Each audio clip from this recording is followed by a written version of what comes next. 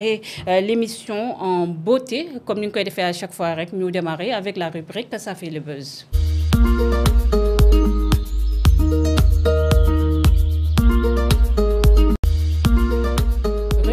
Ça fait le buzz, l'organisation avortée d'une réunion LGBT au Sénégal. Le gouvernement convoque l'ambassade des Pays-Bas. Mu nekk rek ambassade Pays-Bas bu féetewoo si Sénégal ñoo fas yéene woon amal rek rencontre boo xam ne fas yéene woon nañ def ab projection de film ak it débat yoo xam ne rek jëmale ko si la liberté de la liberté ñoom nag boobu les rencontres waroon nañ ko amee fii ci Dakar et le commissaire des Nations Unies aux droits de l'homme loolu yëpp Moustapha Mbaye ban jàngat lañ ci mën a am ak communiqué bi nga xam ne gis neen ministre bu yor wàllum affaires étrangères yi au Sénégal mu mel ni comme rek ñoom def leen rappeler à l'ordre.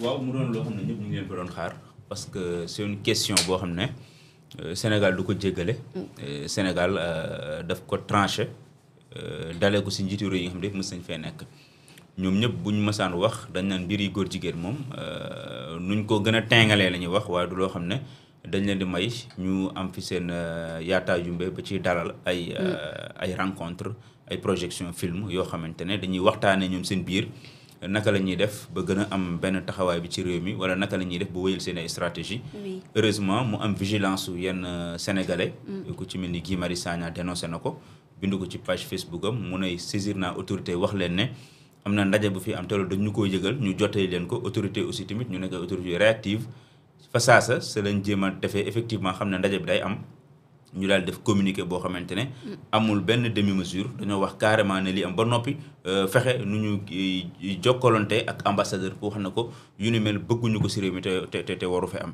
parce que bu amoon ba jàll xam nga yenn saa moom yoo xam dafay rëcc foofu la danger bi di nekk bu amee ba jàll après dina ko récupérer mu ne telle rencontre amoon na tel endroit ba mu amee tel endroit mën na expliquer loo xam ne sax après dana romb la amoon ci rencontre ba te su boobaa ak situation réew bi fi mu toll nii nga xam ne ñëpp ñu ngi naan loi bi dañ ko war a def pour ñu criminaliser ko boo fa déggee ñi wax ne ndajem góor jigéen am na fi ñu bàyyi leen mu am fi te dara jógul donc loolu mën na leen jural musiba notamment question boobu léegi nag li am solo mooy dañuy féliciter ministère bi Yacine Fall ak équipe am yi ci taxawaay bu am fulla biñ ci am pour wax leen sans embâche ne leen ñun kat lii ngeen fi bëgg amal mënta am parce que méngoowul ak suñuy doxalin méngoowul ak suñu diine. merci beaucoup Moustapha Cheikh Soumane xew-xew bi ñoo ko yëgandoo ñoom dañoo fas yéene woon am rek seen ndaje foofu la si ambassade bu Pays-Bas bi waxtaanee lépp rek loo xam ne ñel na seen kuréel boobu mais gis neen réaction bi nga xam ne ministère bi am na ko gannaaw rek ba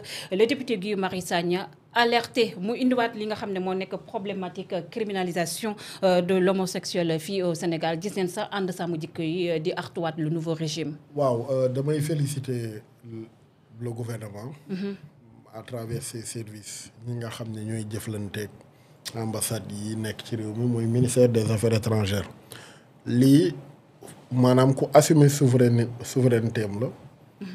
ku assumer ay position la par rapport ak sujet bu sensible xam nga lii dafa bokk ci état bu souverain du nangu bépp corps accrédité ci sa réew muy utiliser ay kanam ngir def propagande ay mbir yoo xam ni àndul ak say valeur àndul ak say culture seen réew yi doo ko fa def ma jox la benn exemple en France il y a quelques années de cela dañu xëy bis na li ñuy woowee les fondations Zahra xawma Fatimiou nga xam ne ñoom dañ ko qualifié comme outil de propagande des Iraniens à travers leur pays di recruter di def ay propagande di ci jàllale seeni influence fexe ba samp ci seen réew yi dañoo xëy bis aaye ko fa carrément démanteler fondation yi association yi et autres aaye consul yi nga xam ni maanaam consulat yi nga xam ni dañ doon am genre rencontre yu mel noonu kon bu fekkee ni ñoom ñi nga xam ne ñooy wax ni ñooy capitale des libertés des droits de l'homme nga xam ni bu ñu gisee bépp doxalin bu àndul ak ñoom seeni principe wala seeni culture dañ koy xeex waxuma la ak ñun waruñu nangu ñoom à travers seeni ambassade ñuy influencer mbir yoo xam ne àndut ak suñu cosaan àndut ak suñu ngëm-ngëm rawatina wàllum LGBT tolle bi mu am ak position bi ci régime bi am ñu ko fiy jéem a véhiculer et souvent nag ambassades yi tàmm nañ action yu mel ni souvent dans nos pays les pays du tiers wala les pays du sud mu nga xam ne moo gën a rafet seen ambassades yi arrière base outil de propagande ci wàllu minorité LGBT la dañ leen di protéger di leen may ay asile beaucoup de jeunes sénégalais am nañ ay papiers ci dem ci ambassades yi déclaré ni ñoom ay ñoom orientation homosexuelle la ñu am et que dañ leen di persécuter ci réew mi et que ñoom nekkuñ fi en sécurité finalement dañuy ñaan asile am na sax ñu ko def tukki ci te duñu ko man xam naa sénégalais bu ci am kayit nekk ci benn réew te doonu ko kon ñu mel noonu nga xam ne mun nañ influencer suñu jeunesse di ci investir parce que foog nga xam ne seen ambassades yi dafa am ay département yu bëri ay département culturel département religieux lu bëri département yu bëri yooyu souvent dañ ciy ut benn porox ndoll bu ndaw boo xam ne ñoom asso culturel bi ñu am ci suñu réew yi fa leen koy jaarale donc mbir la boo xam ne foo yi veiller di ko surveiller comme du lait sur le feu lépp loo gis ci doxalin boo xam ne àndut ak suñu cosaan àndut ak suñu ngëm-ngëm gouvernement bi sévir aaye ko bu demee ba laaj nga convoqué l'ambassadeur nga convoqué ko bu jaaree sax nga dàq ambassadeur bi nga dàq ambassadeur bi. tey ànd sàmm jikko di saa ne ñu soulever waat li nga xam ne moo nekk la question. de la criminalisation de l'homosexualité au Sénégal. avec acte bi nga xam ne gis neen parce que ñoom ils sont en train de dérouler leur agenda est-ce que tey nekkul urgence pour le Sénégal fekkee carrément nangul benn yoon li nga xam ne moo nekk wàllu homosexualité ñu dem vers cette criminalisation. dana am lu ma nangul ànd sàmm jikko waaye am na loo xam du ma leen ko nangul dama ci am tuuti réserve. Je comprends parfaitement leur crainte par rapport au agenda LGBT et autres mais une loi bu mel nii nga xam ni dafay impacter des générations dans le futur waruñ ko tëgg à la hâte waruñ ko adopter à la hâte loi bi criminaliser viol tey ñun ñëpp mi ngi impacter suñuy vie ñaata waxambaane ñoo nekk ci kaso yi ñu jiin leen viol temps en réalité demeewul noonu loi boobu ñun ñëpp d'accord nañ ni homosexualité dañ ko war a criminaliser ci réew mi ñun ñëpp d'accord nañ ni nguur gi ñoo ko digge woon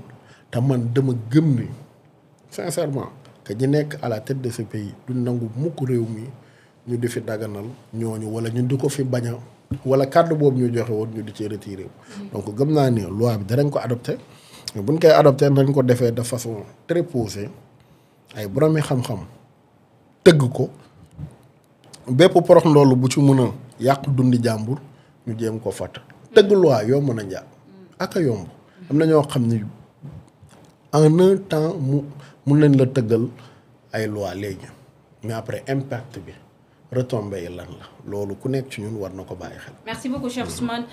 Mon oncle mbirum question de l'homosexualité toujours qui fait débat au Sénégal cette fois-ci l'ambassade bu Pays-Bas féetoo fii si Dakar il a tiré le bouchon très loin mais gis neen rappel à l'ordre bi nga xam ne ministère bu yor affaires étrangères bu Sénégal def na ko mais la question de l'homosexualité mu mel ni comme fu mu toll nii de sa criminalisation dafa nekk fu mu toll nii une urgence.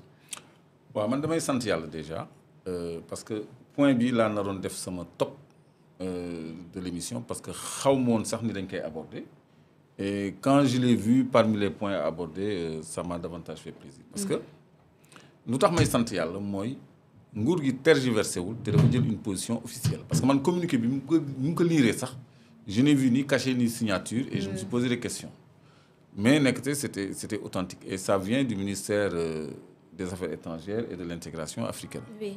Donc la structure habilitée ñooñu dañu wax carrément ni du ñu maye lépp loo xam ni dafa safaanoog suñu aada ak suñu cosaan ñu koy def fii yemul ci loolu mu woolee diplomates yi nga xam ne ñoo couvriroon manifestation boobu mettre leen en demeure loolu je crois que c'est un message très clair que seen tentative yooyu mënul passer au niveau étatique maanaam au niveau officiel maintenant mën nañu influencer ay jeunes par-ci ay mouvements par-là ay organisations de société civile par-là mais mënuñu am cette emprise là avec les autorités ba jàllale quoi que ce soit luy nekk ci agenda LGBT parce que c'est un agenda parce que UNESCO njëkkoon na jéem a dugal ci njàngale mi ci cible tranche d'âge 9 ans ba 12 ans benn éducation sexuelle boo xam ne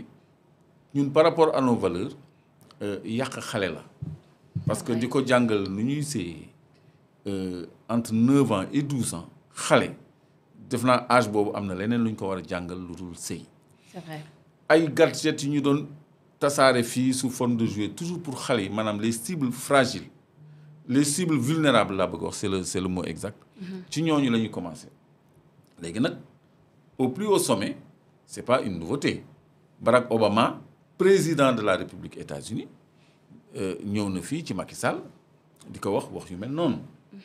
ñu tontu ko tontu bu clair obscur ni pareeguñu mais dégg gis naa aussi le premier ministre canadien di mettitlu li président Diomaye contre agenda LGBT boobu parce que nee na bëgg na liggéey ak Sénégal bëgg na jàppale Sénégal mais ñoom respecté wuñu les droits des minorités donc droit des minorités bu dee affaire ngóor jigéen la ñun loolu du ñoo xam ne du droit boo xam ni Sénégal dañ ko jàppee comme droit de l'homme donc loolu ay limites la et c'est bien que gouvernement bi marque clairement ses limites. Oui. Donc loolu moo ma gënoon parce que man maa ngi nekkoon fu sori di ñëw mais su ma fi fekkoon dinaa jéem a fexe àgg fa ñuy dajee pour bokk ci ñi ciy ñaxtu mais heureusement que nguur gi jël na les devants ba tere loolu ba woo nit ñi wax leen dëgg kon loolu je crois que fulla lay wone ak manque de complexe. Parce que kooku une autorité décomplexée moo ko mën a jël donc ils ont les membres du gouvernement toutes nos félicitations et nos encouragements parce que loolu mooy fulla mooy fayda. Merci beaucoup. D'accord, cher Ousmane. peut-être démb cof naa ko mais ci contexte bi moo ko cofee peut-être ñu bëri jotul percevoir message bu baax gis nga njàpp li jëm ci suñu politique intérieure fulla gi ci régime bi war a am pour ingérence bañ ci am man sama xel daf cee dal le pourquoi mooy dafa am acte yu bëri yuñ posé yenn yu siw la yenn yi siw lii ci lu siw la bokk njàpp est-ce que xam nga dëkk bi ñuy wax un représentant diplomate bu jógee ci réew mu mat grande puissance am nan laa koy waxee maanaam habilité wala boog grade diplomate bu kawe état bi def na ko persona non grata exiger mu génn dëkk bi le plus rapidement possible ndax dafa ingérer lu jëm ci lenn ci suñu wàllum politique intérieure te loolu réew mu xamul fu mu jëm wala réew mu assumé wul souveraineté am du ko def vis-à-vis ak réew moomu mu nekk li ma lay wax ni information bu am la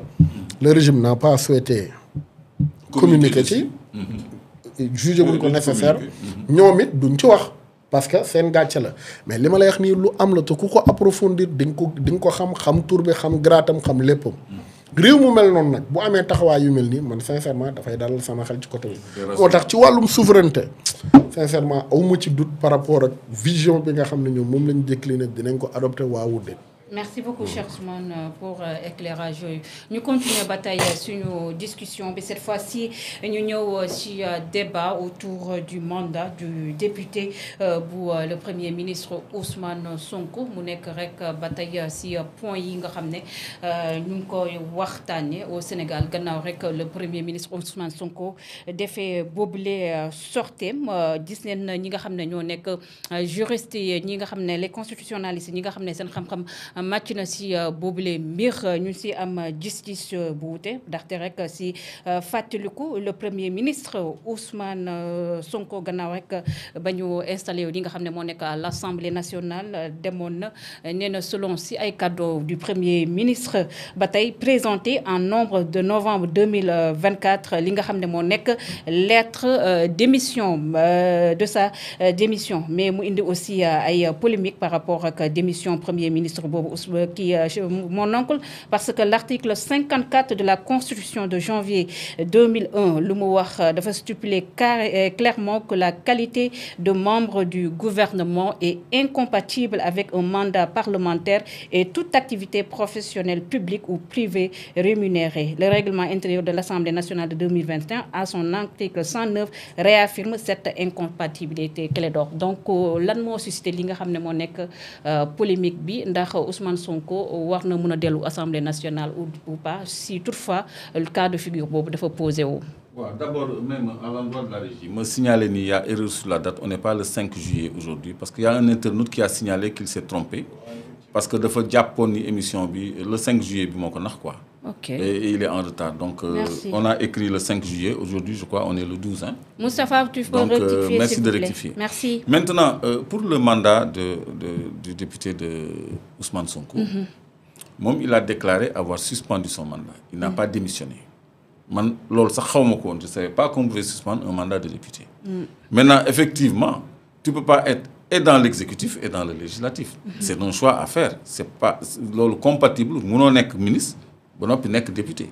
Bés bu namé dem assemblée nationale day dindi ndombo tankam wala mu fekk ñu dindi ndombo tanku ministre mu nek député simple dal di bind bureau assemblée nationale pour ñu installer waat ko ci fonction député. Donc lolu règlement intérieur assemblée nationale moo koy saytu donte am nañu règlement bu bees du mën a rétroagir. Donc je crois que lolu amul benn ambiguïté que nga war a dindi son nombre tank ci exécutif pour dem ci assemblée bi nga xamni benen institution la ñom ñoo wara contrôler l'exécutif. Lolu ça va de soi quoi, c'est trop clair. C'est-à-dire Sénégal ñoo bëgg juridisme ak débat rek mais lolu c'est pas compatible. Mënoo nek ministre nek député, c'est impossible. Mais par rapport à retour bi parce que comme Ndiaga Sylla mom daf né carrément que même si le premier ministre Ousmane Sonko voulait retourner à l'Assemblée nationale, lolu mënu tourner. Je ne sais pas trop, hein, parce que je ne aventurer, tu dois maîtriser. C'est vrai. Je sais que suppléant me remplacer. Je ne sais pas la loi prévoir ci lolu. Mais mom bu démé ba xalat ni mom Ousmane Sonko ni mën na délu ci assemblée rek xamna ni war nako tek ci yoon bo xamné lu kenn dul wérante lay doon parce que aussi mënon na simplement démissionner de son poste de député. Oui. Parce que bëggul won aussi nek mënul nek député ba nopi nek ministre. C'est pas possible. Donc su suspendre mandat mu ngi melni ku demander disponibilité rek dans la fonction publique, à tout moment tu peux revenir. Maintenant le problème moy suppléant bobu qu'adviendra-t-il de lui? Lolu je crois que fouillewuma suffisamment le règlement intérieur. Parce que Ndiaga Sylla mom dafa ñëwaat mon oncle pour ma kii la par rapport à la condamnation définitive bi nga xamné le premier ministre Ousmane Sonko am na ko. Ah d'accord. Voilà. Oui, ça on dit que oui. Député bu am une condamnation définitive. Oui.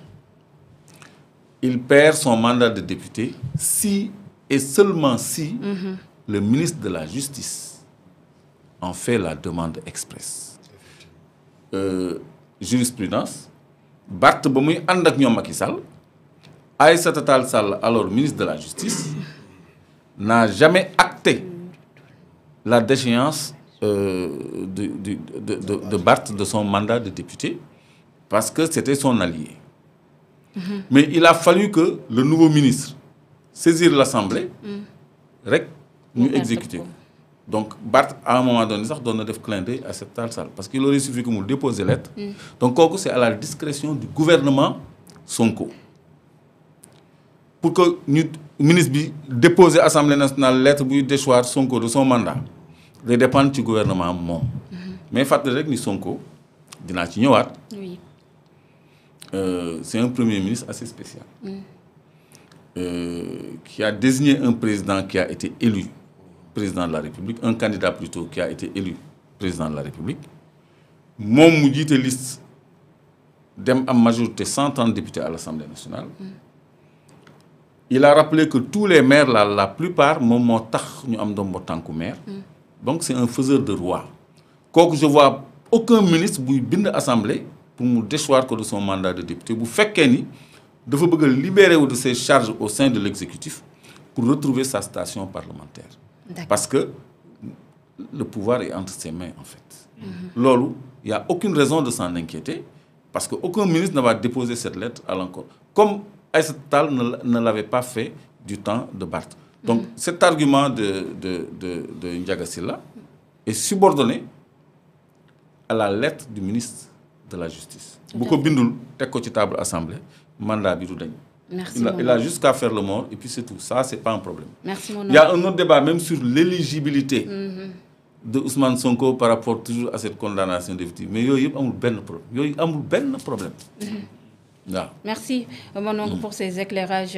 Cher Ousmane, ce débat qui est posé par rapport à le mandat de député pour le Premier ministre Ousmane Sonko, les constitutionnalistes ak it juristes yi am gis-gis bu wuute ku mel ni comme Ndiaga Sylla dafa jàpp ne carrément rabat d'arrêt bi ak même sax décision définitive bi tax na le Premier ministre Ousmane Sonko perdre carrément li nga xam ne moo nekk possibilité retour beneen côté bi ki nga xam ne moo nekk Amadou Ba vice-président bu assemblée nationale moo am na gis-gis bu uute bi nga xam ne am na ko ak ki nga xam ne moo nekk Ndiaga Sylla parce que moom jàpp na ne le premier ministre mun na retrouver tout simplement li nga xam ne moo nekk poste de député gannaaw rek bu ko saa su ko soobee Cheikh Ousmane par rapport ak cette polémique bi nga xam ne ñu ngi koy dégg yow en tant qu'observateur ban jàngat nga ci am.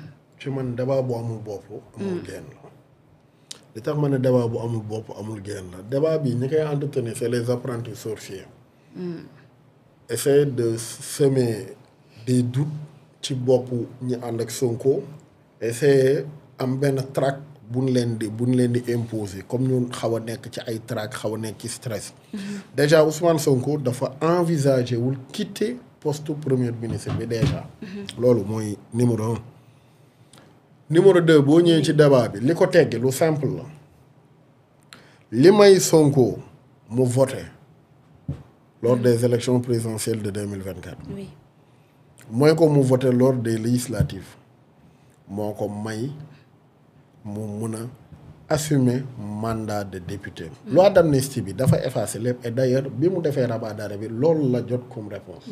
maanaam situation wu procès ci verdict di beeg.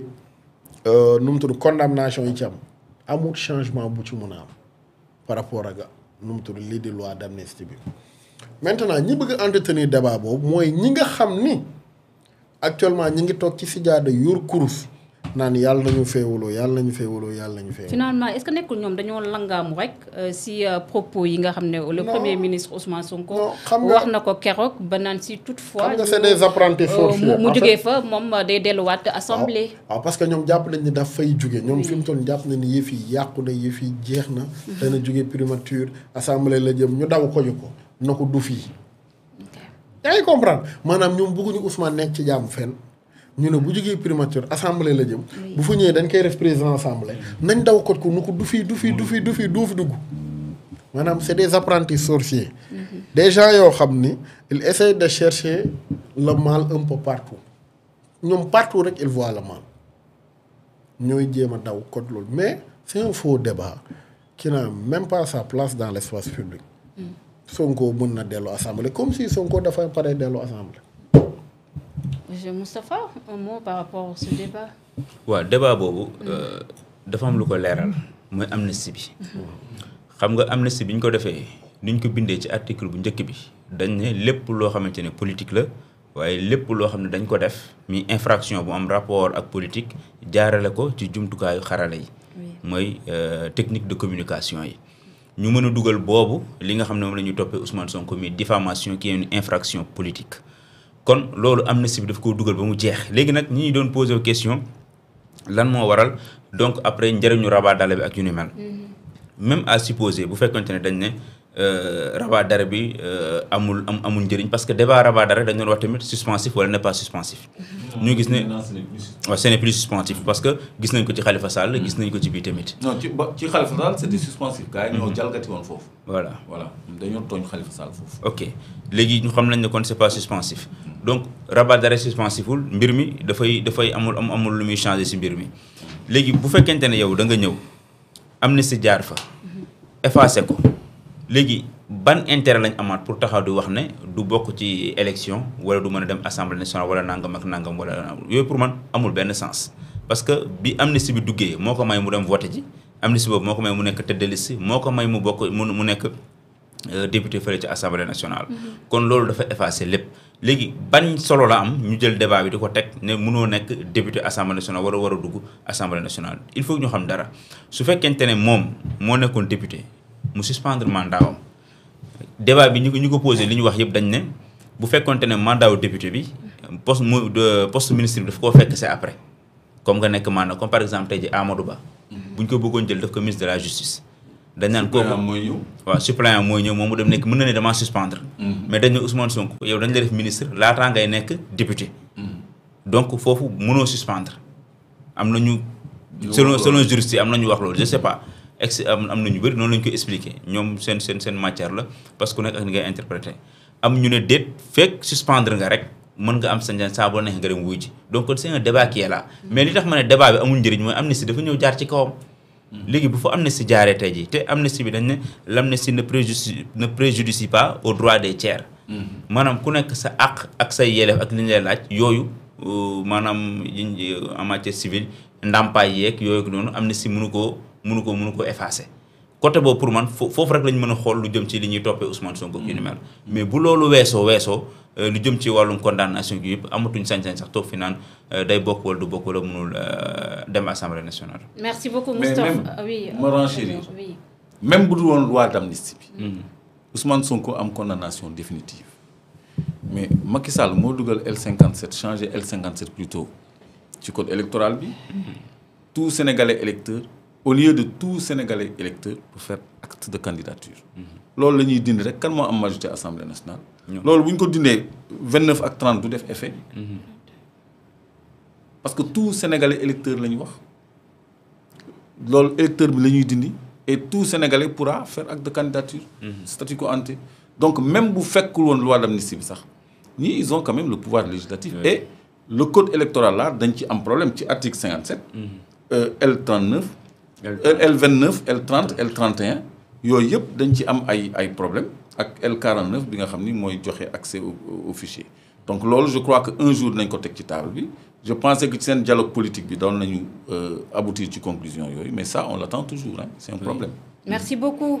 Envoyé en prison, dafa mel ni comme l'étau continue à se resserrer autour de Badara Gadiaga bi nga xam ne mun nañ carrément am na yeneen chef d'inculpation yi nga xam ne rek teg nañ ko si ndoddom premier bi nag bi lon ko toppee mooy discours contraire aux bonnes mœurs cette fois-ci yokk nañ si diffusion de fausses nouvelles, offense à une personne exerçant tout ou partie des prérogatives du président de la République, violation des articles 80 alinéa 2, 254, 255 et 257 du Code pénal. Ce dernier article concerne notamment la réception, la sollicitation ou l'acceptation de dons présents subsides dans le but de mener une propagande de nature à compromettre la sécurité publique. Mu mel ni comme transfert d'oto yi nga xam ne aussi gis nañ ko si yenn ci ay portable am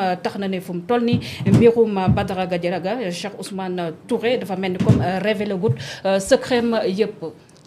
Bon, je pense que dossier bu mën a bëri ay ramifications la.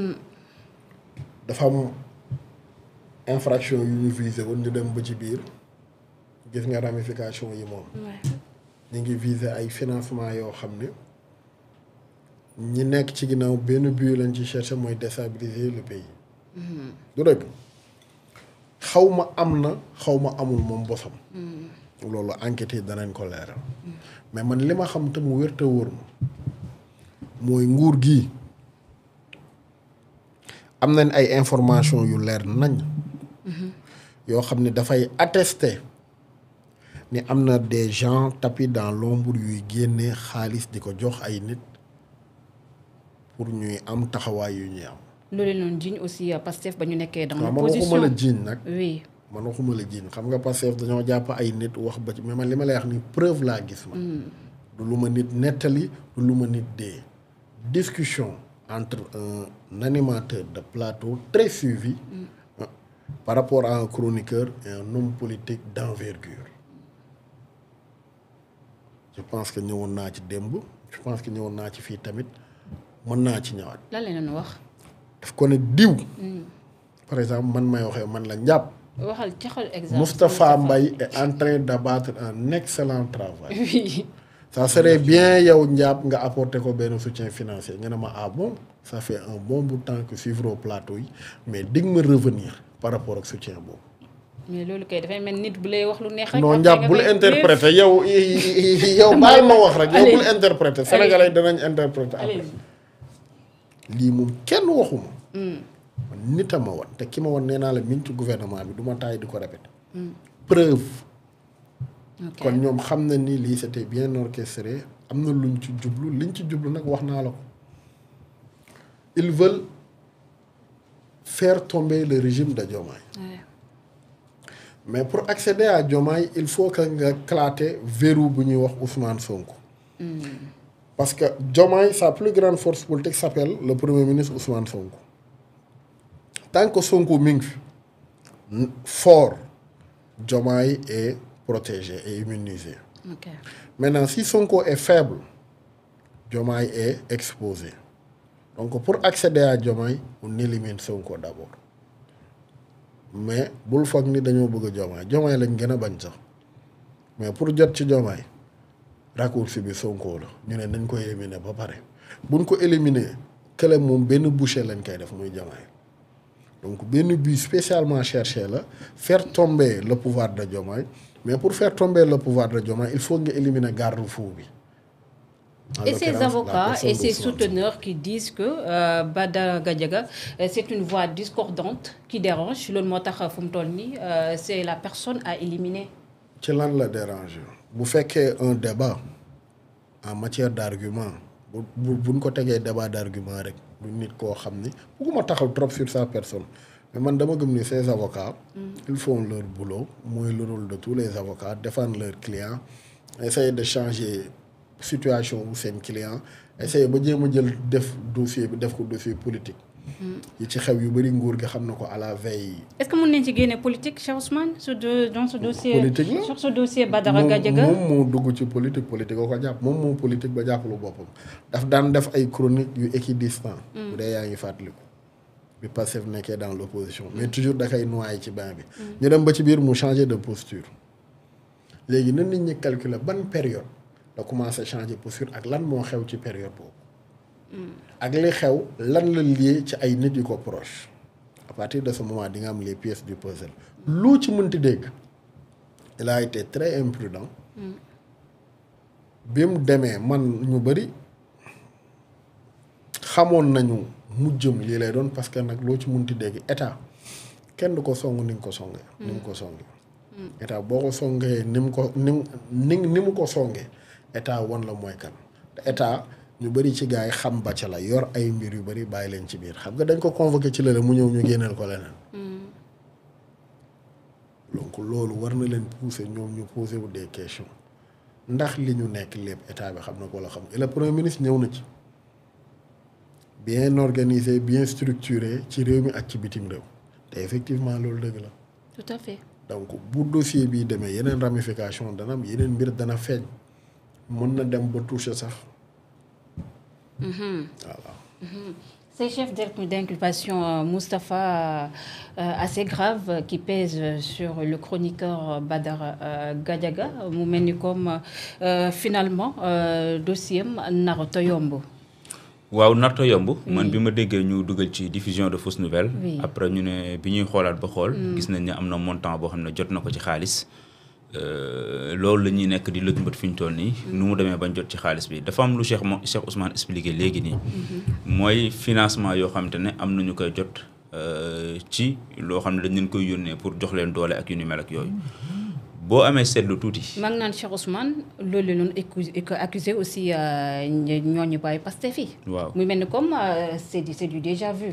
waaw xam nga li tax mu wute. oui mooy oui mais waaw mais jamono jooju aussi ñoom dañ leen wax ne les portables on parlait que mon oncle. mais on n'a jamais vu de preuve. voilà allez-y je mais dafa amoon lu am sax. oui mooy par exemple maire Amidia. oui dañ ne ko da nga jot ay financement pour pour déstabiliser dëkk bi. ñëpp xam nañ ne bi ñu demee wër ba ci biir xam nañ ne xaalis yooyu mu doon jot wala xaalis bi moom du woon pour déstabiliser dëkk bi xam nañ ne amuñu benn argument. Cheikh Bara Ndiaye bi ñu ko bëggee jàpp loolu lañ tegoon ci loxoom. mais bi c'est pas la même chose dañoo xool gis montant bi ñu ne dañuy wër lii fu mu jógee ak nu mu demee ñan ñoo ko jox donc tooguñ ba léegi ñu tuumaan nu mel ñële dañ leen doon jàpp di wër lu ñu leen chargé. dernière information yi sax maa ngi koy gis suñu plateforme bi ñu naan ñu posé nañ ko question par rapport ak même sax des sociétés yu muy wax ne moom lay administrer mais dafa préférer garder li nga xam ne moo nekk le silence. waaw information yi génn dañ ne. dañ ko laaj mu ne moom administrateur d'entreprise la. dafa may entreprise yu bëri yoo xamante ne daf leen a moo leen moom ñu posé ko ay question ñu ne yan entreprise nga moom si lan la ñuy yëngatu ñaata employé ngay am ndax nekk nga en règle ak li nga xam ne mooy l'impôt bi. mu ne question yooyu du si tontu. kon loolu jot nañ ko ci xibaar yi nga xamante ne ñoo tukkee ci déggante bi doon am foofu. laataa ñu si jotaat beneen bu ñu wax ne am na benn somme d'argent boo xam te moom lañ bëgg wër xool xam fu mu jógee. ak kan moo ko yónnee. xam nga li waral loolu am solo mooy dafa am ñoo xamante ne fi ñu toll nii li waa ji naan du ma saaga waaye ku saaga fa saale ma. foofu lañ toll. ñoom mënuñoo génn saaga mënuñoo génn wax ba ñu déglu leen wala donc bu ñu gisee tey jii man mu xeebu mi su ma xëyoon tey jii ma toog benn bis ma chargé régime wala man taxawaay ma taxaw ñoo xam ne à un niveau insoupçonné dinañ la woo jege la jéem a xool nu mu demee bu ñu xoolee xam ne kii dafa sincère ak dimension mu jël ñu ñëw épauler la pousse la pour nga ma nekk ci position boobu nga taxaw. parce que dañu constaté ne opposition bi dafa nekk ci benn vide dara nekku fa. léegi yenn baat yi ñuy dégg ñiy wax les vendredis ñiy wax ci plateau yi ñiy wax ñi dañ naan loolu kas néew il faut que ñu xool naka lañ leen di dooleele ba ñu bañ a décourager. di leen apporter soutien di leen taxaw ba nga xam ne parce que bu ñu décourager rek vide bi dafay total. léegi nag yooyu boo ci xasee ba dugg. donc on peut dire que ils sont en mission commandée entre guillemets. ñu si bëri ci dimension boobu la ñu nekk. ñu ci bëri ci côté boobu la ñu nekkee taxaw xeex boo xamante ne. parce que niñ lay assister niñ lay jàppale boo moytu rek moo tax nga xaabaabal. parce que dinañ la teg foo xamante ne dinañ la aj foo xamante ne yow sax yeggoo fa. waa demal nga waxaat jàmbaar nga il faut ñu am comme yéen nanga man je prends l'exemple de Ardo Gningue. da nga gis commentaire ku nekk di ko encourager di wax. ba muy dem ba tarxis mais bu ku si tarxis bañ jàppale ñooñu di commentaire seen kër la ñuy toog lu ñu lay mënal firi donc lañ lay mënal firi jàpp seen ñaambur firi kese. waaw léegi loolu ndax jotul ci ñoom ñu conscient tuuti xam li ñuy wax xam fi ñu koy waxee ak ni ñu koy waxee. mais boo toppee ñu naan lan yow jàmbaar nga dañoo soxla ñu mel ni yow wala boo fi nekkul woon mu ñaaw bu ñu la jeex dugale ci kaso bi après kan moo lay dimbali. am na Badara Gadiaga ñu ko doon encouragé di ko jàppale ñu bëree bëri mais fële mu nekk ci commissariat ba timis jotee ñoom dañoo dem ñibbi bàyyi ko fa. 22h amul kenn ku taxaw ci buntu mbedd ni ci mbedd mi lay fanaan parce que damay solidariser wu ak moom amu fa. ñoom ñëpp dañoo taalaat seen oto tourné dem ñibbi ji ku koy seeti da nga xaar fajar nga ñëwaat waaw loolu li muy wane rek c'est assez révélateur. pour buñ la bàyyee wala nga nekk ci biti nga bañ a doon l'agneau du sacrifice. c'est très important. c'est très important Clédor par rapport ak Badara Gadiaga ak mbirum justice am yooyu dafa mel ni comme am na yeneen chef d'inculpation yoo xam ne yu lourd yu tegu ci mbirum Badara Gadiaga bu ñu sukkandikoo li nga xam ne am na ci coulisses enquête bi ak révélation de ces avocats yi nga xam ne ñaan leen à ce que sax ñu yóbbu mbir mi ba le 13 juillet. Bon, je suis très gêné d'aborder ce sujet-là, oui. Mais je ne vais pas aborder sur le plan personnel. Oui. Mais je vais aborder dans le cadre de la justice qui est liggéeyam par rapport aux citoyens qui ont fait jalgati yoon wala mu tooñ kenn ci àqam ak yelleefam.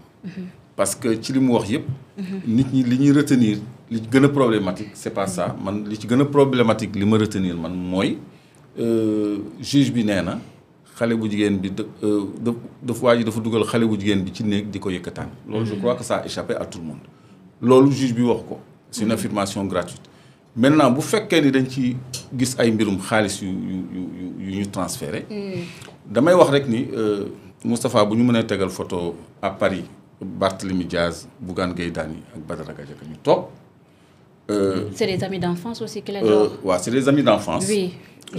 C'est des amis d'enfance. Si. D'accord. Lui et Bart. Attendez, mais c'est à moi lui la parole. À Clédor la parole. Allez-y. Mais Bougane, c'est quelqu'un qui a une télé, une radio, un journal. Et c'est un homme politique qui a son mouvement Gëm Sa Bopp. Il a été candidat à l'élection présidentielle. Barthélémy Diaz, même si c'est son ami d'enfance, c'est un homme politique qui a des ambitions politiques, qui investit dans le champ politique, qui se met en face de quelqu'un qui agit comme il agit.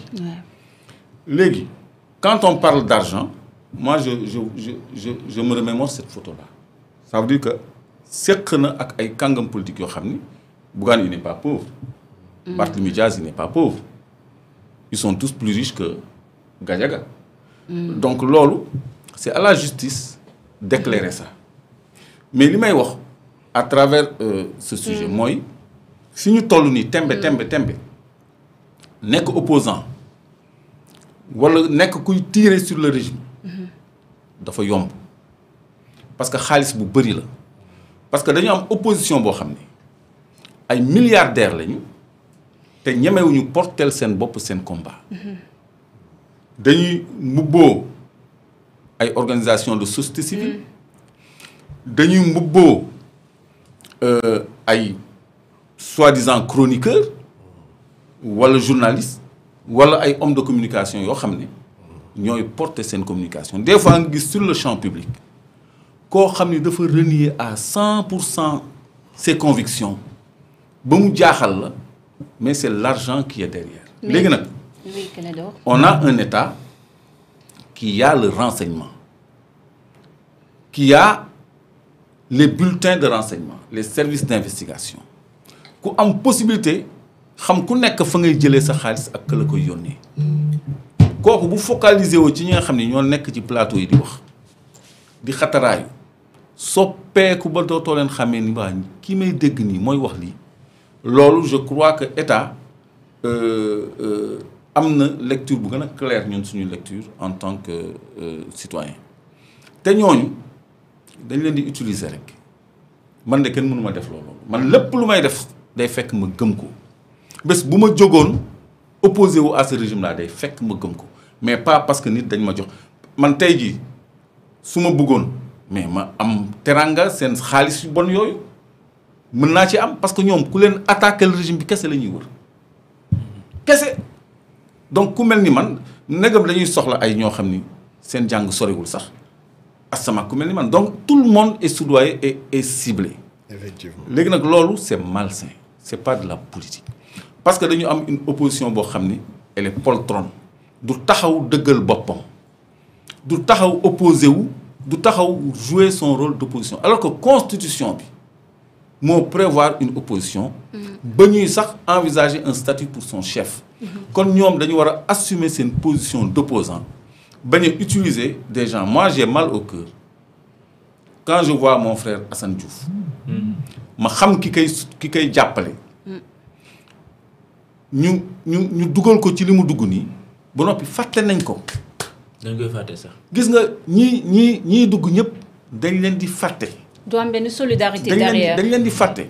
mais et puis seen faute la mais xoolal tey jii et puis Dieu fait bien xoolal tey jii discours Ousmane Sonko bi mu mujj def mu nekk actualité les chroniqueurs de l'opposition yi ko waroon a commenter mais ñoom ñëpp ngi foofu de ñoom ñëpp xoolal ñooñu rek bu ñu nekkoon ci scène publique bi kenn du dégg et puis des débats de bas étage alors que Sénégal ñi ngi war a xool fardeau bi ñu fi fekk ce surendettement bu ñu fi fekk. mais Clédor même naka lañ koy lijjantee ba tegaat vas-y. Vous avez parlé de chroniqueurs de l'opposition mais beneen wàll bi aussi ils te disent qu'il y a des chroniqueurs du pouvoir du projet Clédor. mais bien sûr il y en a de tous les côtés des chroniqueurs il y en a de tous les côtés mais ça c'est vrai aussi. voilà mais loolu dëgg la. loolu dëgg la mais. non mais attends mais donc est-ce kii man lay waxal kii man may nijaayam. donc est-ce un délit d'être un souteneur de l'opposition? Non. Parce que ñaari côté yëpp am na ñu leen soutenir Clédor. non xam nga ñàpp. may ma bàyyi ma oncle propre mon oncle lay laaj. Allez-y. pare nga. waaw pare na. C'est pas un délit. Oui. D'afficher son opinion. Oui. C'est pas un délit d'être dans un camp. Oui. Man ni ma amee liberté soutenir le régime non la keneen amee liberté de soutenir keneen. C'est vrai. Je donne un exemple. Mais Aïssatou Diop Fall, mais dafa jaar nii ma jaar ne sur le plan des idées. Mais c'est ma sœur. Moi je l'aime bien. Mais bokkuñu sax man maa ànd ak moom visite Cap Manuel ci Diomaye parce qu'elle pouvait pas y aller toute seule. Man la ni nañu ànd. On a été voir Diomaye pourtant elle a sa ligne. Léegi est-ce que c'est pas bien pour xam opinion opposition bi nga déglu je fais pas de publicité hein Public SN. di xam ay ñoom Abou Diallo lu ñuy xalaat ay ñeneen ñi muy invité tout ce monde là lan mooy seen posture ak lan mooy seen ligne politique. Parce que ñooñu ñoo fi nekk sur le champ médiatique on ne voit ni Amadou Ba on ne voit ni Bougane Gueye Dany on ne voit pas Khalifa Sall on ne voit pas Barthélémy Diaz on ne voit pas les opposants ñooñu ñoo nekk une nouvelle opposition. Donc c'est pas un délit d'afficher son opinion mais 3 fois mais bu fekkee ni on est un homme politique. Oui. Youssou Ndour candidat à l'élection présidentielle membre de Benno Bokk Yaakaar am télé TFM am rajo RFM am journal L'Observateur dajale ay chroniqueurs am ñuy def de l'opposition et du dénigrement kooku c'est déloyal parce que dafa utiliser un instrument à des fins politiques. Quand tu t'appelles Bougane Gueye Dany nga am une télévision nga nekk homme politique d'abord candidat à l'élection présidentielle am sa mouvement politique gëm sa bopp dem ay municipal dem élection présidentielle enfin jotoo dem dañ la baare mais amoon nga yéene bi nga am sa télé Sen TV am sa rajo Zik FM am sa journal La Tribune kooku boo dajalee ay nit pour attaquer le pouvoir tu utilises un instrument médiatique à d'autres fins. Amul culture amul yeneen volets yi nga xam ne on ne fait que de la politique crypto-personnelle à longueur de journée. Quand tu t'appelles Mamadou Ibra Kane homme politique candidat à l'élection présidentielle candidat malheureux boo xam ni candidature am jàllul woon finalement mu nekk souteneur de Amadou Ba de nouvelles responsabilités ex-premier ministre kooku il est politiquement engagé nga am rajo ITV am télé ITV am rajo ITV am journal seen journal bi nu mu tuddati sax. bés bi le jour. Est-ce que boobu deewul. En tout cas am nañu journal léegi bu fekkee ni tu utilises ces instruments médiatiques là nga xam ni dañu am une mission de service public sax en suppléance à la RTS mission bu noble noonu yow defoo doye woo ko lu dul wut sa ñaari chroniqueur ñu toog fii Ibou Fall di dal ci yooyu moo am ci médias yi nga xam ni mais télé yombul donc loolu mooy différence chroniqueur bi nga xam ni sañ naa féete fu ko neex ak patron de presse bi nga xam ni amul pour utiliser instrument am à des fins politiques parce que il dame le pion au parti politique légalement constitué parce que bu yàggee pourquoi pas Pastef xalaat télévision comme ay adversaire am nañu télé rajo ak yooyu. te loolu ça va polluer gars yi nee na Pastef am nañ télé yu leen di waxal. non pas yu leen di waxal. télévision Pastef laa wax. Youssou Ndour am na télévision gëm sa bopp am na télévision. Mamadou Ibra Kane am na télévision. pas ñu lay waxal. donc xam naa à qui tu fais allusion à Walfadjri l'allusion est trop claire mais du loolu. kooku c'est sa ligne ki la doon kay way Walfadjri ñu may seetaan Awa Diop. je fais allusion à personne non Clédor je fais allusion à personne. waaw kon léegi kon waxal. voilà non waxal yan télé allez-y waxal yan télé non allez-y Clédor. on avance Clédor. on avance on avance je fais allusion à personne je dis juste am na ay télé yoo xam ne aussi ils sont là pour vraiment parler du pouvoir. et c'est des deux côtés Clédor. c'est des deux non Clédor on avance. c'est toi qui poses des questions. non on avance c'est moi qui pose les questions. Voilà. D'accord. On avance. soo ma mayee benn paragraphe par rapport ak li mu doon wax en fait le problème ce n'est pas être avec ou contre le régime. Oui, c'est quoi le problème? ku nekk am nga droit être avec ou contre un régime. Man j'ai été contre le régime de Macky Sall assumé durant des années. Je dirais pas Moussa daf comme mais amoon opposition mu assumé Clédor amoon opposition mu assumé man sama bopp laa mën a waxal position très claire mais je n'ai jamais essayé de déstabiliser les régimes en place. D'accord, c'est clair. C'est ça le problème. Le problème du contre wala pour ku mu neex nga ne je suis pro le régime de Diomaye ou contre. Mais le problème c'est essayer de déstabiliser le régime. À partir de cet instrument que sont les mass médias, les médias de masse. yàlla mi ñu bind am na ko taxaw fële na ko Big Bang moo créé l'humanité. ok yàlla laa la rabbul izzati ci bind lépp am na ko taxaw fële na ko amoo Big Bang moo créé ay molécules kërën. explosion am. mais nee nañu yàlla moo créé Big du Bang. dëgg. Donc kon amul ko am unanimité mais le problème c'est de vouloir déstabiliser notre pays xam nga déstabiliser ak opposer bokkul. Et vous pensez que ñooñu dañoo nekk ci logique boobu effectivement man kenn je ne pense pas. Ok. J'affirme kañ. D'accord. man kenn je ne pense pas j'affirme et le régime a des preuves concrètes ci loolu te njàpp gis nga buñ dawalee tuuti. gars yi demuñ ci ak ay gants lii bu leeree yuuxu dina jëm fu ñu ko foogul beaucoup de choses dina leer. D'accord. Merci beaucoup, cher Ousmane. Clédor, on revient à vous. Mais bien sûr. Allez-y, Clédor. mais laisse-le souffler un peu. Non, mais- Non, d'abord, est-ce que nekk da nga ko daggoon ah ok. mu terminé. mu terminer Clédor. waaw Oui. c'était juste mon épilogue. Oui. nit ku nekk am na droit wax xalaatam. Oui, en tant c'est que important. journaliste en tant que chroniqueur. Oui. am na droit féete parce que boo demee États-Unis mais les journaux sont affiliés. dañuy New York Times fii la féete. Oui. et cetera et cetera. Trump ngi nii CNN du leen may dara. loolu amul problème. ko gis fenn. gis nga Trump ni mu Est-ce que massacré ñeneen. est-ce que retiré wu seen accréditation White Non, House. non, non, non, il peut pas. ah génn au génn palais oui au palais oui. génne leen waat. Au palais, oui. Non, génne na leen au palais. waaw. Non, seen mais accréditation biir non, palais dañu loolu la. au palais. Non, loolu moom Dama foogoon sañ-sañam ne la. que voilà loolu. non pas lii. waaw Loolu loolu sañ-sañam la. bu ko neexee mu ne du ngeen ñëwati palais. Ouais. mais mënuñ leen tere. Émettre. diffuser wala émettre quoi Oui. foog naa foofu nga jëm. bon accréditation bi la waaw j'ai biir été White plus vite House. que la musique. donc Gars yi na lañ ko def. mën nga féete. loolu mooy démocratie. et la différence d'opinion comme je te disais. Oui.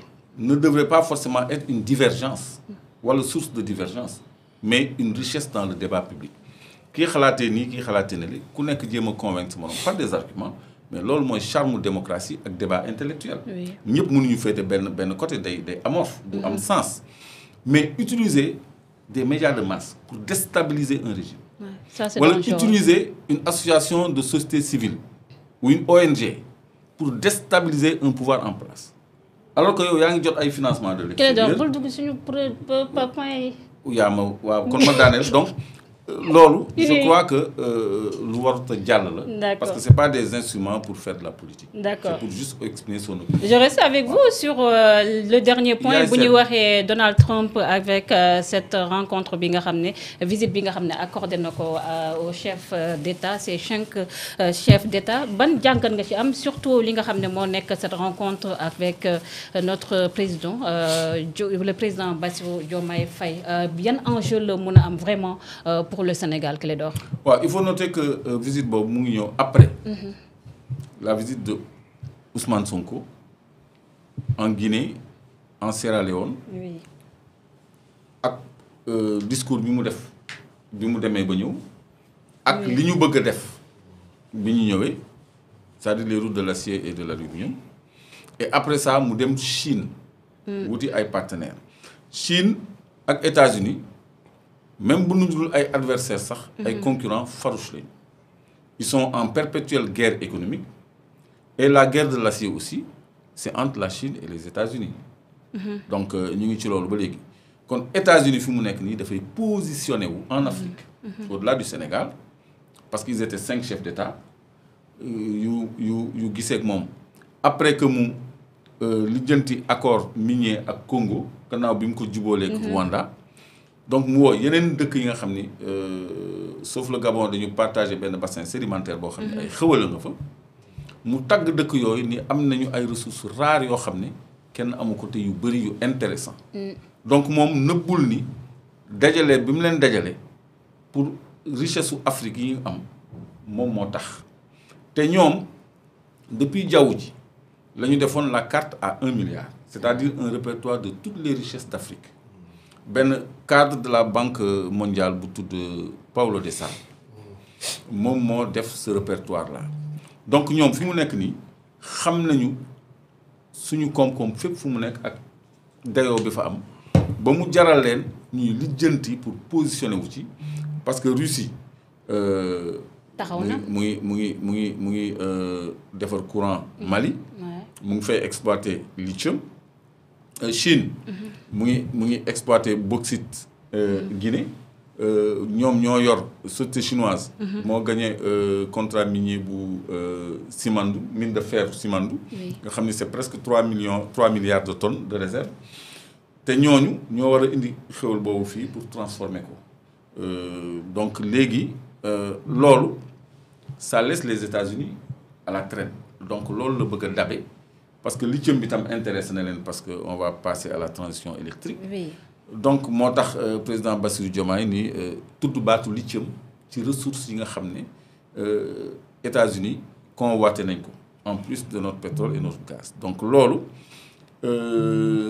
États-Unis même bu amee d'aucuns disent que c'est la première réserve de pétrole même bu amee pétrole bu doy ak gaz ñoom dañuy def la course vers les réserves maanaam teg loxo ci réserve yi am ci monde bi pour mën a jouer ci seen bourse yi ak seen cotation yi pour nekk les maîtres des matières premières léegi nag loolu ça donne de l'intérêt à l'Afrique et partant au Sénégal kon Sénégal tey pour circonscrire ci visite président Diomaye bi moo war a xam ne dafa attractif dañu soxla ay xéwalam ak ay koom-koom kon na fexe à l'instar du premier ministre mi nga xam ne sous l'impulsion de Atepa et de Boubacar Camara ñu ngi xalaat taxawal la route de l'acier et de l'aluminium pour transformer suñu ay matières premières fii ci suñu réew.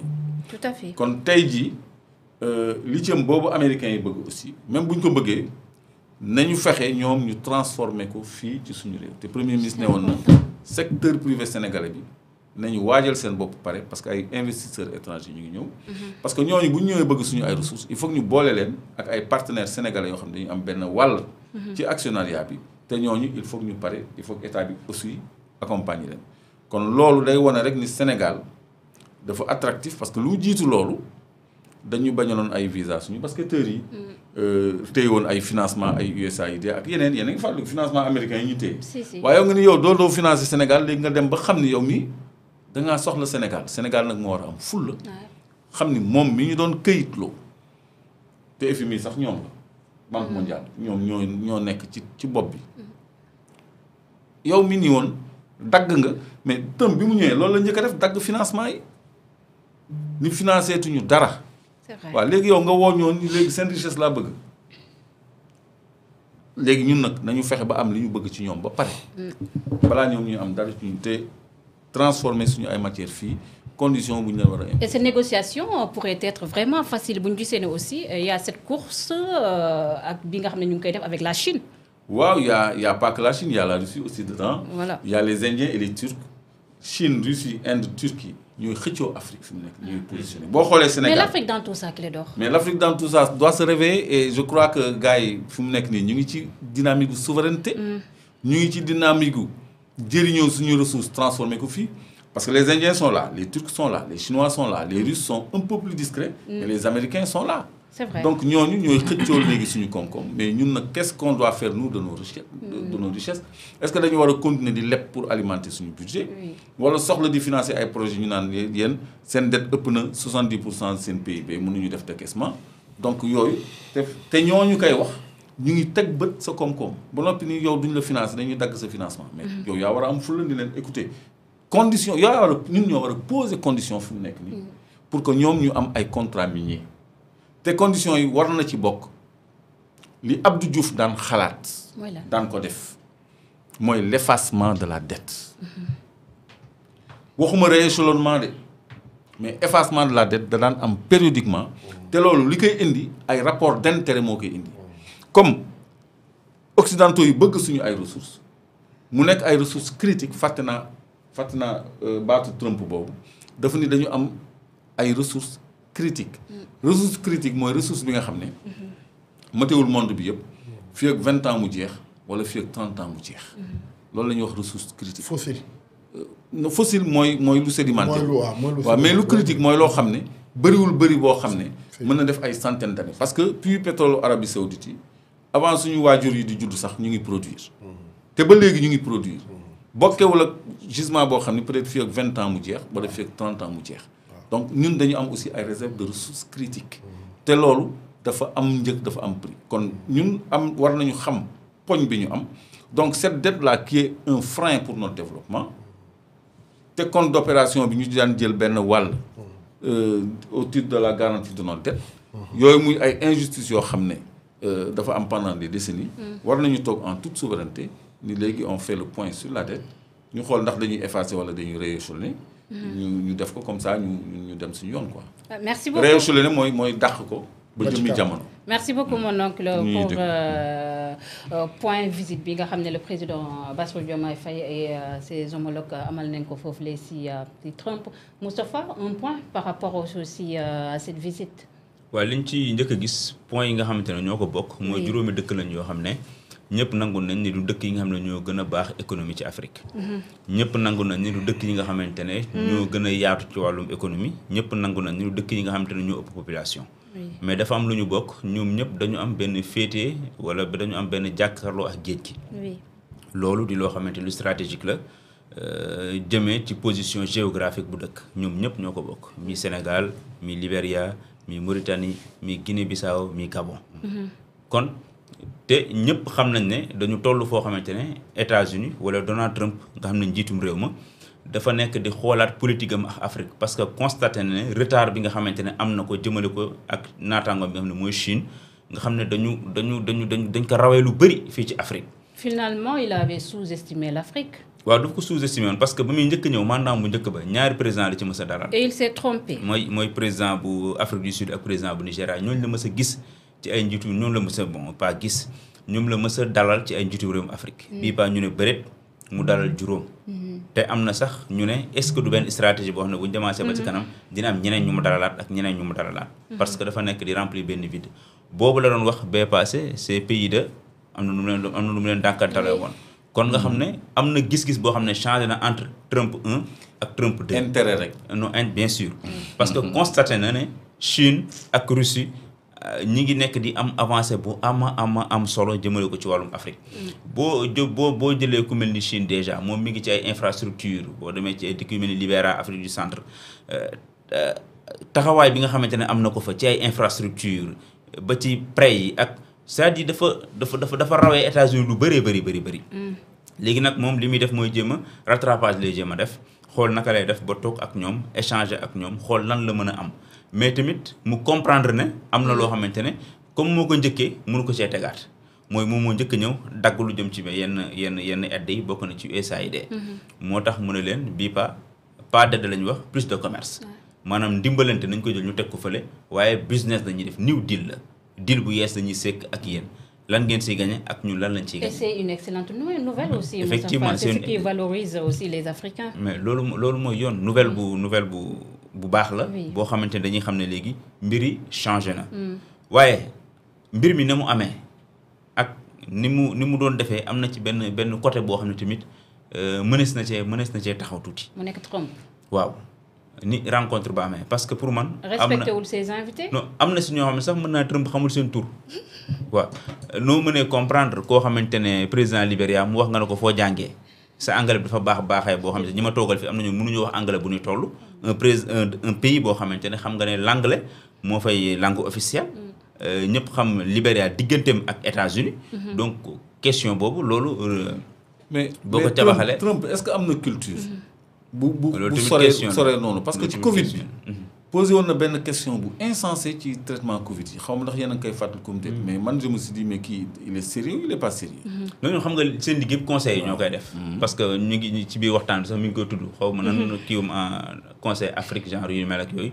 ñoom ñoo def liggéey yëpp. choix yeeg waxtaan yeeg ñoom ñoo lay defal benn briefing aussi tamit boo xam ne jëm na ci président bi nangam ak nangam kii nangam donc nga gis ne toog nañ def nañ ay discours.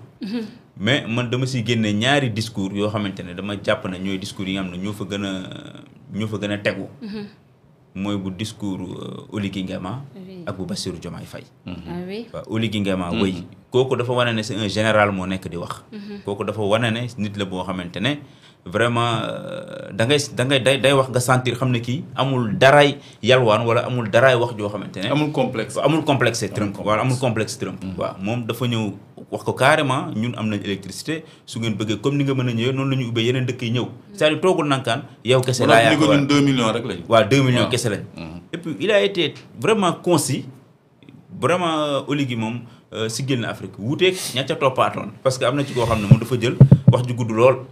pare Trump waaxu ko ka ca topp moom daa jël wax ñett ku tere da ko ba mu joxee kàddu gi Trump dina ko noo wax ji bu yeggee nii moom dina gudd trop affaire yooyu ka ca topp bañ ko joxee moom daa jël la Trump wax kële moo tax dafa tënk wax ji rek sànniwaat kàddu gi après nga comprendre ne am na si ñoo xamante sax ndeysaan xam naa peut-être préparé wuñu woon wala sóoruñu woon ne jàkkaarloo dina mel ni dañoo yaa bon mais daal ak lu ci munti am dama retenir ñaar yooyu seen i discours amoon na fa solo trop contrairement ak ñeneen ñi léegi nag reste à savoir lan moo ciy topp dem nañ gis nañ Trump voilà lan lay proposer am na tamit président Bassirou Diomaye Faye bi mu koy wax lu jëm ci ëpp numérique bi ak espace golf bi ñu bëri terrain de golf bi ñu bëri naan waaw golf nangam mais loolu c'est méconnaître Trump c'est méconnaître aussi njariñ bi nga xamante ne am na ko Trump c'est quelqu'un boo xamante ne investir na ko un peu partout ci àddina bi te fu mu ko investir tey ji dafay am opportunité bu dëkk boppam xam nga golf benn sport la boo xam ne sport du ñëpp a koy def. c'est pour les riches. voilà c'est pour les riches. tey jii boo ko fi amee nga def ko benn ëpp numérique ñu ne lii Trump moo ko fi investir mën na jékki-jékki ñëw fi Trump ñëw na fi soit wàcc na wala mi ngi ci pouvoir bi loolu déjà am na lu muy def ci tourisme bi. waaye tamit am na ñu bëri ñoo xam te ne dañuy bëgg yu ni mel bu ñu ñëwee Sénégal xam ne mën naa ko fi amee ñu daal di ñëw defee ko fa te du doon moom donc ëpp numérique lañ wax. boo xam ne dafay nekk ci code bi et loolu je pense que projet la boo xam te bu demoon ba mucc. mën na am solo bu baax. Cheikh Ousmane, cette visite de nos chefs d'État africains ils sont partis gis neen promesse yi lan moo war a nekk vraiment quintessence bi les visites bu ñu xamee ne carrément quoi qu'on puisse dire pays africains yi nga xam ne choisir na leen c'est des pays ciblés si seen ay richesse si seen ay terres ak même sax lépp rek loo xam ne ñaan na aussi position stratégique bi nga xam ne am nañ ko si Atlantique bi. dafa dëggal ñaari sujet yu ñu mës a waxtaanee man ak yow yàgg na. oui. dag ma mës a laaj ban position la diplomatie Sénégal war a am. ma ne la une politique diplomatique un peu à la Qatar yi. maanaam bu xaw a méngoog waa Qatar. man bu may interpréter diplomatie bu méngoog waa Qatar. mooy diplomatie de non aligné maanaam. du ma pro russe du ma pro Chine du ma pro États-Unis pro sama propre intérêt la. c'est vrai. Qatar moo mun a habiliter une base américaine. base bi di départ di bombarder Al-Qaïda. Al-Qaïda di waxee ci chaîne télévision. Qatar moo mun a siéger conseil des monarchies du Golfe. pare am réunion ak Turquie ak Iran. loolu mooy une diplomatie de non aligné Qatar moo mën a dajeeg pays arabes yi suba dem dajeeg le premier ministre israélien diplomatie boobu laa gëm ne moom la Sénégal wala day wax ak États-Unis day wax ak Chine day wax ak Russie day wax ak Arabie Saoudite day wax ak ñëpp fu suñu intérêt ne alhamdulilah loolu laa gis récemment en l'espace de 2 semaines maximum le premier ministre et le président de la République toog nañ avec les 2 plus grands dirigeants du monde. Le président de la Chine rencontré suñu premier ministre. Le président de la République du Sénégal rencontré le président des États-Unis.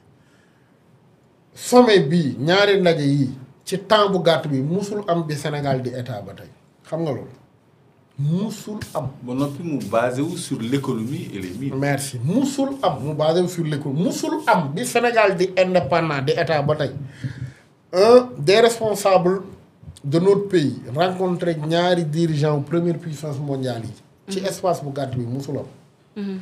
loolu li muy wane ne mooy say dirigeants ñi ngi à l'assaut des grandes puissances nan la ñuy fexe ba attirer leen nan la ñuy fexe ba jëriñu ci.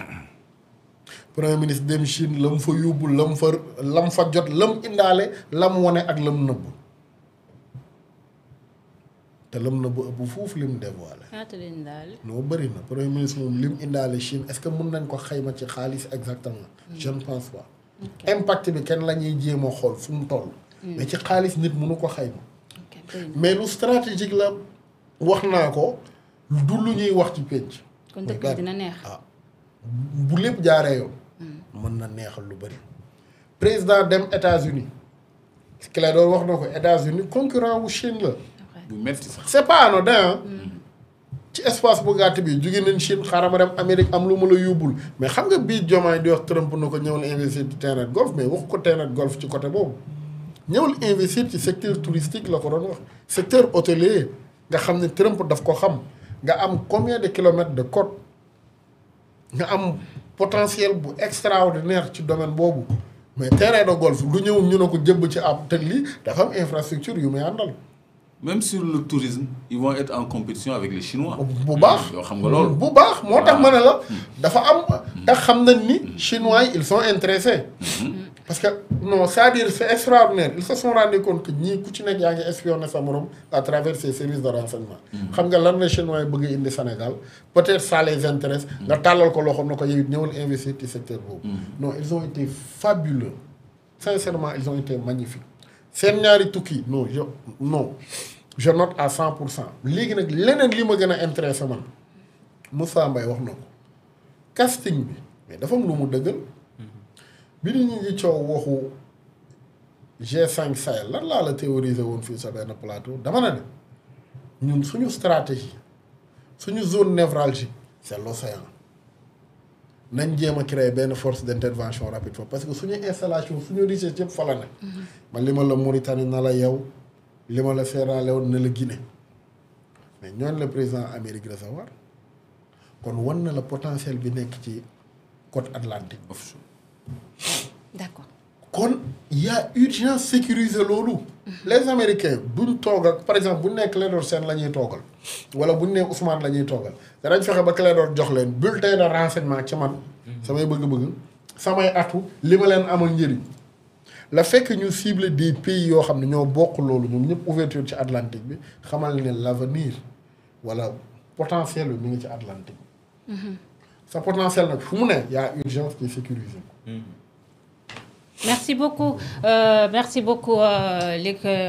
beaucoup toute l'équipe. Je pense qu'on a épuisé question yi nga xam ne lié woon si rubrique ça fait le buzz ñu dugg nag si le débat nag tey benn point la on va s'intéresser si sortie bi nga xam ne le premier ministre Ousmane Sonko amaloon na ko gannaaw rek ba mu doon amal cérémonie d'installation du conseil national du parti PASTEF tey nag loolu moo fas yéene nekk thématique bi nga xam ne moom leen fas yéene discuter avec nos analystes.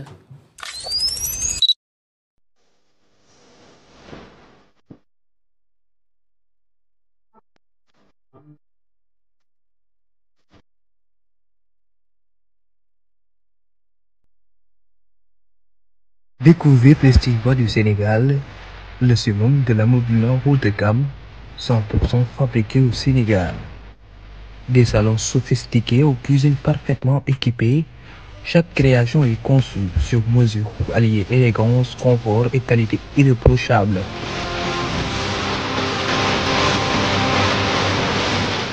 Profitez d'une livraison rapide, d'une garantie solide et d'un service client disponible 24 heures sur 24 et 7 jours sur 7. Personnalisez votre intérieur avec des pièces uniques, fauteuils, tables, dressing, portes, toutes façonnées avec passion par nos artisans. Prestige Bois du Sénégal, c'est la promesse d'un design raffiné, d'un savoir-faire local et d'un intérieur qui vous ressemble. Contactez-nous dès maintenant au 33 876 63 13 ou le 77 699 29 55 ou le 77 678 89 65. Nous sommes aussi sur les réseaux sociaux.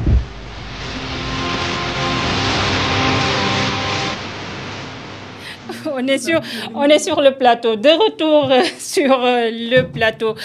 Tey nag Prestige Bois du Sénégal mu nekk rek une petite